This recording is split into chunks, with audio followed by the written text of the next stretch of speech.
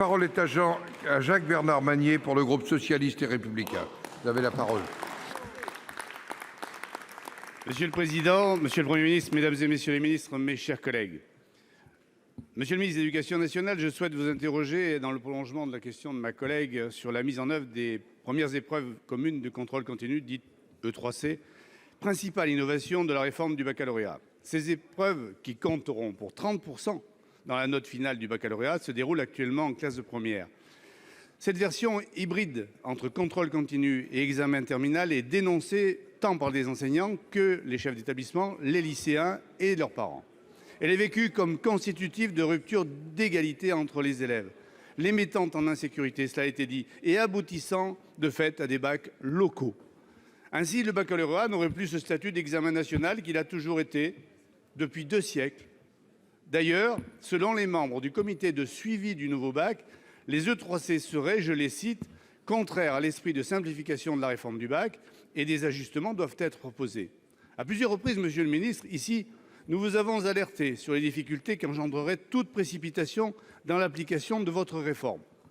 Hélas, on constate aujourd'hui que ces épreuves se déroulent depuis le 20 janvier dans l'improvisation. Dans de nombreux lycées, et cela a été rappelé, les problèmes d'organisation engendrent un climat de contestation particulièrement préoccupant qui perturbe la réussite de nos élèves. De jour en jour, les tensions s'accroissent et de nombreux établissements ont dû reporter les épreuves. Monsieur le ministre, il ne s'agit plus de minimiser les difficultés. Qu'attendez-vous pour reconnaître la réalité et corriger les errements de cette réforme? Je vous remercie.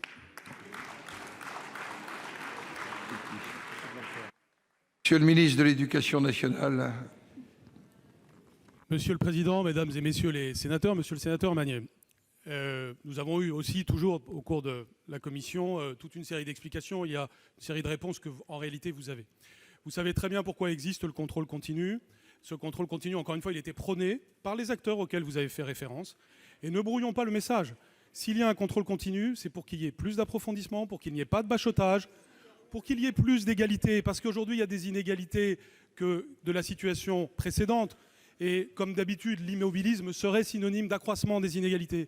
Si la situation antérieure était satisfaisante, ça se saurait. Aujourd'hui, c'est dans la situation d'hier que la situation était inégale. La moitié des étudiants environ, des futurs étudiants, sont déjà présélectionnés dans les filières sélectives avant même de passer le baccalauréat.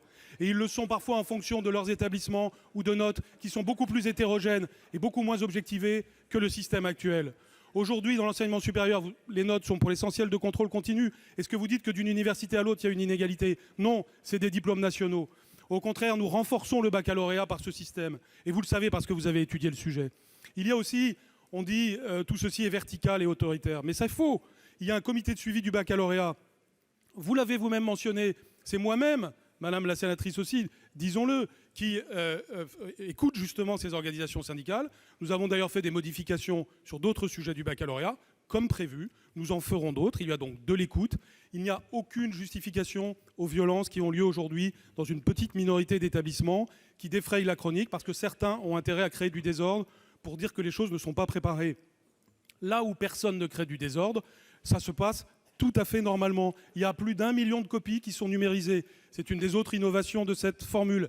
Elle permet des corrections par un autre professeur que le professeur de l'élève et une vision plus objectivée de la correction. Il y a toute une série d'innovations. Encore une fois, ne cherchons pas la polémique sur un tel sujet, mais les améliorations. Mais d'ores et déjà, les E3C sont une étape du contrôle continu qui représente une innovation importante, pas la seule du baccalauréat. Notamment si les élèves de première sont parfois très satisfaits, c'est parce qu'ils ont eu beaucoup plus de liberté cette année pour choisir leurs enseignements de spécialité. Monsieur Magner. Monsieur le ministre, ne nous méprenons pas, je n'ai pas mis en cause le contrôle continu. Nous sommes d'accord sur l'instillation d'une dose de contrôle continu. Le problème, c'est qu'il arrive quand même dans une période qui est tout à fait rapprochée de la décision qui a été prise. Matériellement, pédagogiquement, dans les établissements, je suis à peu près sûr que la communauté éducative n'était pas prête à le mettre en œuvre dans des conditions satisfaisantes. C'est tout ce que je vous reproche, Monsieur le ministre.